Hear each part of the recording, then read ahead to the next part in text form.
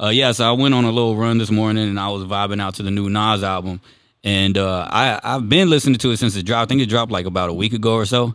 Yeah. But I was able to digest a little bit more before we had the pod today. And man, that shit sounded just as good as when I gave it its first listen and whatnot. And honestly, J. Cole, Tyler the Creator, I know I said that y'all guys might have had the best albums, you know what I'm saying? And it kind of trades off. But I ain't gonna lie. I think Nas, I'm gonna have to listen to all three of those albums again. But as far as like mainstream hip hop, yeah, Nas might actually have the best rap album this year. But then again, like I said, it's a fresh listen, so I'm probably too excited right now in regards to it. But yeah, it's definitely up there for me, man. Did you get a chance to listen to it yet? I have not. Oh, but man. I definitely will. Nas is, of course, a hip hop legend. So Yeah. I definitely would tap into that, sooner than later. But I mean, you reached out, said it's even better than because this one's called what, King Disease 2? Yeah. Thoroughly enjoyed King Disease, the very first one. Then I think he won Album of the Year, right, on that one. Yeah. So- He won Album of the Year at the Grammys. Right. So And, I'm not even shocked that you say these things about it. So it's Yeah, but here's the interesting thing is that him and Hit Boy, like, I seen like a picture. Like So after Hit Boy produced a couple on this new one? Yeah. No, Hit Boy produced the whole thing. Oh, wow. Again. Oh, okay. So like what happened was immediately after I don't know if it was after the album was done or if it was after the Grammys. It was after one of those things. And they posted a picture of them in the lab again. They're like, shit, back to work or whatever. And they made this shit pretty fast, bro. And I ain't gonna lie, King's Disease 2, the second one, man, you would think that two guys that get in the studio and knock some shit out real quick. Yeah. Because it hasn't been that long since the other one dropped. And on top of that, right? yeah, like it was literally on our first season. Right. Like, and they were just fresh from the Grammys literally a couple months ago. Like, you would think that with the time given, and you would think that this shit would be rushed or something, or they just ran with the momentum. They said, let's just put another one out, or let's do something real quick. Let's capitalize off of this Grammy win.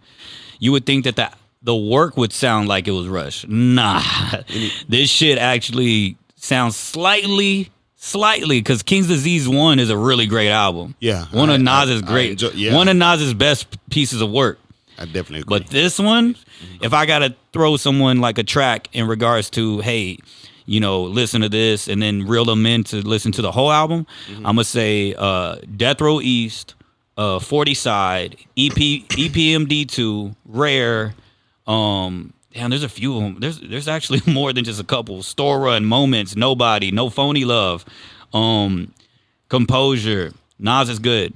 I mean, that's damn near like most of the track list, but those songs really like stuck out to me, bro. And yeah, man, it's a great album. I'm gonna ask you this: like, when we in just general conversation, when we speak on rappers, of course, people immediately goes to Tupac, Biggie, Eminem, Jay-Z. I can even throw Snoop in there. Right. Drake, I mean, because he's been in the game long enough.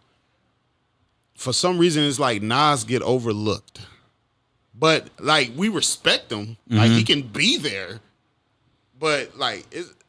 I think I get where you're getting at. It's not a name that gets mentioned. Ain't nobody saying Nas. But it's like, they are. What like, do you... I think... No, I'm saying because, like, people will say, like, for instance, if you was to... I ain't gonna say me because we're hip hop junkies. But if you ask, I think they're gonna be like, oh yeah, Tupac, Biggie, okay, yada yada. But if they say, what about Nas? Oh yeah, shit, fuck yeah, Nas. Like, I get what you're saying. But it's not like he's not one of the ones that immediately comes to head. Right. Yeah. But I guess I'm asking, like, why is that? Because he has the accolades, he has the tracks, he has the the momentum. Obviously he just won, like we just mentioned, best album because he's alive. I mean, could hell, Jay-Z's alive, Drake's alive. Okay, I think you're talking about. Throw them in there. Here's something that you. And this is for real question. This ain't just to make content. Like, I'm asking that for real. Okay, here's where I think you might be getting at. Is like probably like when he drops, the impact of like is different when Jay drops, like when Jay-Z drops or when Eminem drops or whatever. Like, I get it. So maybe the momentum isn't the same as far as like when he drops, so I get that. As far as it being a realist, I get that. As far as being a hip hop head, I don't feel that way. Like, I feel like, when he drops, I'm excited. Right. But you're probably speaking on just overall the masses, you know what I'm saying? I get it. But yeah, nah, I just think that at the end of the day, he stays out the way, bro. He's always stood out the way. Like, you never seen Nas in like fuck shit. You know? Right. I mean, he had his ordeals. I think the only time that he was ever like in the light for something that was drama worthy, I guess you would say, was like his Rocky Ether? marriage. Ether, but like, but that was that was exciting hip hop based. Right, you know what I'm saying? That was like, right. oh, the culture loves this shit. But as far as like anything that was like TMZ related, it was probably his Rocky marriage. You know what I'm saying, that he had or whatever. Outside of that, and then he had the N-Word album. Remember? N-Word. The album is called N, I think, but like he it was like the N word with the harsh ER, like he named it that. Wow. It was when he dropped that song that hip hop is dead. Hip hop, if hip hop has died before, yeah. But anyways, other than that, man, he just kind of stayed out the way, bro. He never was involved. You never seen his name in certain things, and like maybe like his charts, like chart wise, he never made in that time where like maybe Jay-Z was dropping Empire State of Mind, all the tracks from the Blueprint 3, all these other things. Like Nas, you never really seen him make those type of songs that would put him on the chart like that. You know what I'm saying? As far as that small time gap that kind of like, I'm trying my best to like word it right. I hope I'm not beating around the bush, but like I'm trying to word it as best as I can. So I think maybe that kept him from that. And now there's a resurgence because, of course, he got his Grammy. He has this new energy about him that's going on. You see him doing business deals, and that's another thing. He's doing business deals now. You know what I'm saying? So with the ring light. So like those are newsworthy things that get covered outside of just hip hop nerds and shit. You know what I'm saying? That makes someone be like, oh yeah, Nas, Jay-Z, like they're these figures now and whatever, and people are now putting Nas in that conversation. Better late than never, but I think that's what you're getting at. Yeah, I think that's what you're getting at. But as a hip hop head, I've always championed Nas within my top 10 realm. You know what I'm saying? Whatever, absolutely. But no, that always done though. If you ask me though, here's an interesting conversation. I'm gonna say this. I think out of Nas, M, J, the normal names that get thrown around there as far as like people that are still alive, that the OGs that are alive and rocking and still making, static when they drop. I think Nas might be, I don't know, Jay-Z dropped the 444 album, so I'm still stuck on that. Like, damn, that was really good. I think Nas, as far as like consistency, because he dropped 2 albums within like a year's period, I believe. I could be wrong. Gotta check the date. But I think Nas might be consistently right now, out of all the OGs that are still active and cause static when they drop, he might be the coldest one right now, bro. Like he's got a fresh air, bro. I'm telling you, you gotta listen to the album. Now, man. Are you saying that because he released this new album? Nah, I'm being honest. Like it's the consistency of how he done it, bro. Because he dropped. And don't get me wrong. I definitely agree 100%. King Disease was a great album. Hell, actually, a couple of the songs related to me very well.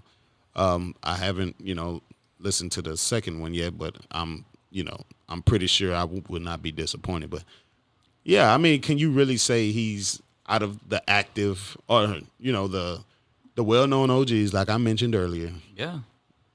Until J drops again and M drops again and they change my mind, Jay ain't dropped none since 444. Not that that's an issue. What 3-4 years ago? You know what I'm saying? Because that 444 Jay, album, where you at? 444 is a classic album to me. You know what I'm saying? But when you drop two projects like King's Disease and then King's Disease 2, and even though people didn't really like that Kanye produced album, I liked it. I liked it a lot. You know what I'm saying? I know some people didn't like it because it was rushed or whatever. I liked it. I liked the way it came out still. I still jammed to certain songs from there. Yeah. But yeah, nah. Great album. I love how he on Death Row East, and I'm not gonna stay on this too long, but yeah. I like how on Death Row East, because there was a rumor that went out. Better yet, like a Tupac disc came out that got leaked from like the 90s, bro, when Pac was still alive, and like Nas threw a diss at him because Pac was on that, like going in on the East Coast. And like he even mentioned like, yo, and Nas, fuck you too, da da da da da. He was like going in on Nas too. So Nas made a track that hasn't came out until it got leaked, like probably like literally a couple weeks before King's Disease 2 came out. And so called? I don't know. I don't know what the name of the diss track is called, but this track called Death Row East, he actually, it's damn near like he made it this, like I said, that news came out like a couple weeks before King's Disease 2. Mm-hmm. And then he made this track number 2 on King's Disease 2 called Death Row East. And Death Row East basically talks about, that whole time and like what he wanted to do. Like he was supposed to meet, because Tupac died in Vegas. Mm-hmm. And he was supposed to, Nas was shooting a video for this track, legendary track called Street Dreams. And he was shooting it for in Vegas. Actually, the video, it looks like Vegas, so it would make sense. But yeah, he shot a video in Vegas. That same, I want to say it was weekend. I'm not too correct me if I'm wrong. I'm not too sure when Pac got killed, as far as like if it was a weekend, weekday. I don't know. I know it was September 13th. No, he died September 13th. But when he got shot, I don't know. But anyways, back to what I was saying. So yeah, so Pac got shot the same weekend or week or whatever that Nas shot the Street Dreams video in the same state, Vegas. Las Vegas is a state, right? No, Nevada's a state. Nevada. Sure. Yeah, but Vegas in the city and whatnot. And Nas literally details like how he was actually supposed to meet with Pac that week to actually like talk their issues out and whatever, and he didn't get a chance to do that. And, Pac died on a Friday. Just talked to some sources, and they say he died on a Friday. This guy. Google. But when he gets shot, though, it was like probably 7 days before, huh?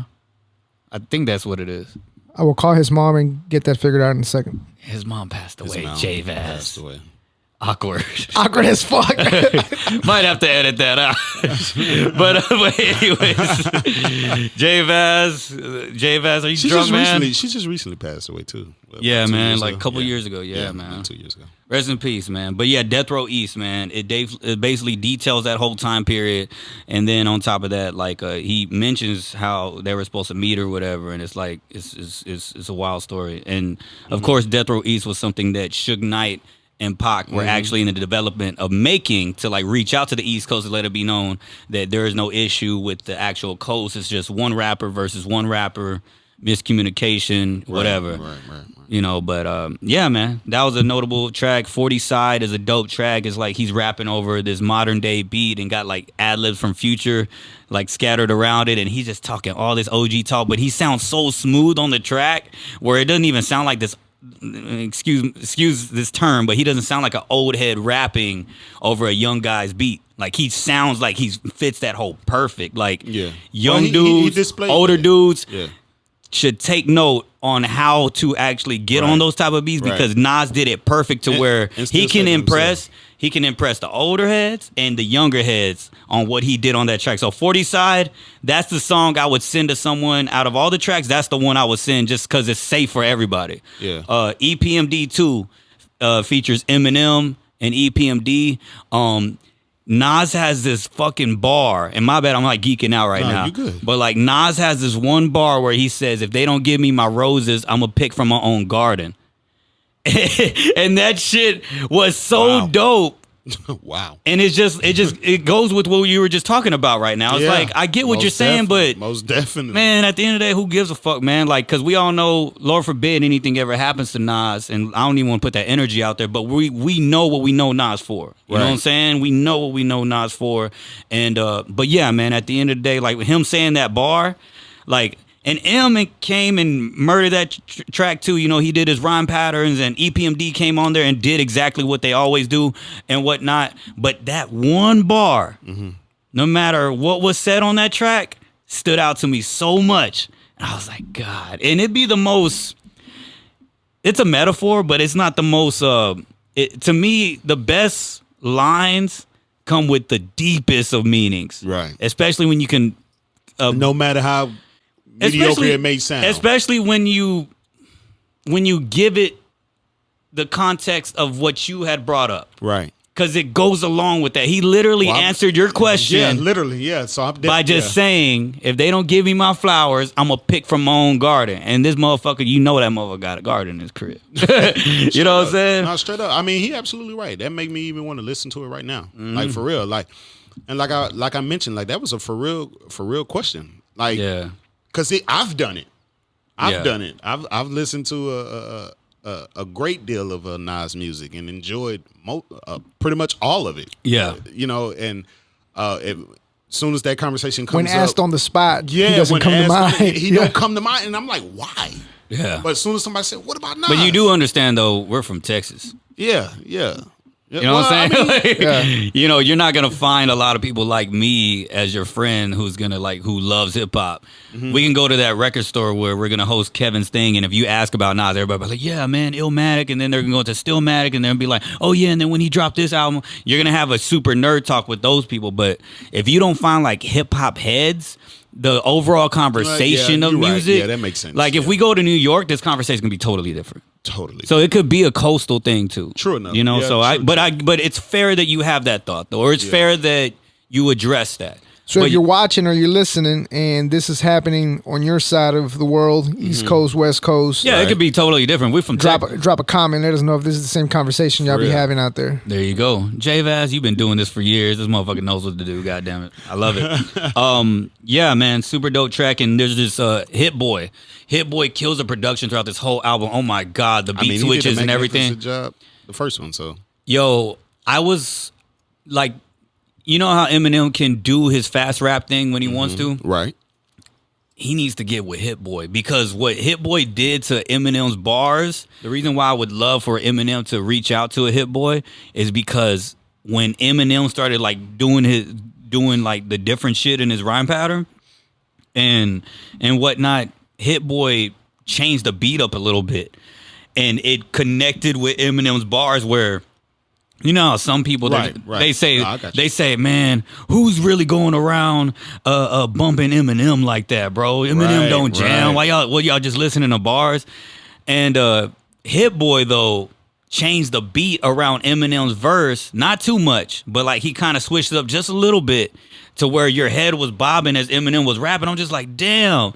And that's why like I hope that Eminem hollers at Hit Boy, because I liked what I heard. And I was like, damn, Eminem over Hit Boy production sounds insane. Like, I fuck with this. You know what I'm saying? And I fuck with Eminem, and I love Eminem so much that I want him to shut these motherfuckers up. Like, the same thing with the J. Cole thing. When people say J. Cole's a boring rapper, it's like, how you go around doing that? And it's like, that's why with this new album, he kind of shut all those people up. So it's like, I want Eminem, even though it's sad that we literally got to ask that from Eminem to shut these people up and switch your style up, because that shouldn't be the case. You're fucking Eminem. Like, fuck what I say, fuck what people say, just do you. But do what M does. I would love to see him work with Hit Boy though, as far as just on some creative shit. Right. I would love to see him do it. So great track. Real quick, there's this track so there's Nas and Lauryn Hill. Last track, I'm gonna wrap up real quick. Nas and Lauryn Hill, song called Nobody, and it's a beautiful track. All I gotta say is this: it's as simple as this. It's probably my favorite track on the album. You know how Lauryn Hill, she's been out of the scene a little bit. She addresses some things in regards to, you know, why she's been out, and also people were talking about how she's late to her concerts, and she addresses that shit too, and whatnot. But the whole track in general actually is, I believe the hook goes, I want to find a state, a city, a country where I'm a nobody. And basically, Nas is basically saying, like, you know, I want to go somewhere where nobody knows me. Right. Where I'm strictly just a nobody. I just want to enjoy myself. So like the perfect person to get on the song is Lauryn Hill, who has ducked from the scene and whatever. And me personally, the reason why that's my favorite song is because like, even though I said I've been productive all day, like, and don't get it twisted, I'm happy because I've done a lot of things within like hip hop today. Like I'm helping out with the Kevin thing, did some content for our podcast, and then now I'm here doing the podcast. You know what I'm saying? Whatever. So it's been productive within culture stuff that I like. But I ain't gonna lie, sometimes when I'm like done with this shit, I want to go somewhere where I don't have to go to an event and network. I don't, whatever. So when I heard that track, I was like, man, that shit sound like a mini vacation. It just took me away for a little bit. I was in. What's the name of this track? Now I want to hear it. Cause Nobody. Because everything you just said, yes. Like, yes, it's my favorite track, and my bad, I should have brought it up before, but I knew that it wasn't going to take me long to talk about it, because all I got to say is it's a fucking great song. It's my favorite song. And it's funny, because the other day I told my girl the same thing. It's like, I just want to go chill at an event and enjoy the music, and as a fan, without having to think of, oh, this is great content. Let me record or this. Network, or someone coming up to you be like, hey man, you J-Vat, hey, you know, what's up with and you know, that happens a lot, you know. And nothing's wrong with that. No. Hey, anybody that's listening to us that is an artist or whatever that fucks with us. No, we appreciate it. No. We appreciate it because it keeps our content going. We're just speaking about when it gets stressful for us sometimes, not from y'all, because we have a choice to not go to these events. But when we are at those events, we do want that action. Like, we do want to talk to these people. We do want to whatever. So, no, it's not. So anybody that's listening feel offended, don't feel offended. We show up to those events to do certain things and to get and to get some content for you and for us as well. So don't think that as well, guys. We have an option to stop doing this if we want to. These are just correct wishful thoughts of whenever we have a long day and we don't want to, don't feel like doing some content some days. That's all. And sometimes it's not even just that. It's just you want to be a fan. Right. You know what I'm saying? Yeah. Like, you want to be a fan and enjoy the music without. I personally sometimes get too caught up at thinking that everything's good content. Mm-hmm. And it's like, can I just look at shit as, hey, this is good music. Let me enjoy the night. Yeah. You know what I mean? And for example, when we went to Fort Worth, listen to some of those artists, it was kind of like, fuck, I wish I wasn't, I wish I wasn't out here recording and I could just enjoy the artist performing. Yeah. You know what I mean? So yeah. So now I got to check that song out, because what you described it as is like, fuck, that's how I feel. Yeah. And that it makes you look at, well, maybe not every celebrity. There's some celebrities that thrive off of like attention. But like we said, like we just mentioned how Nas stays out the way. Right. When you hear a song like Nobody, it makes you like. I like how the question you presented is answered in the songs that he made throughout this album. I'm definitely going to. He sounds like he's in such a good space. Man, he's one of my favorite OGs in this rap shit. I mean, I sound like I know him, but I'm talking about as far as people I admire, like idols. You know what I'm saying? But yeah, man, really great album. King's Disease 2, Nas. All production by Hit Boy. Hit Boy, that verse that you did was incredible. Nas, King's Disease 2. I'm pretty sure it's gonna be up for a Grammy too. Yeah, man. Great album.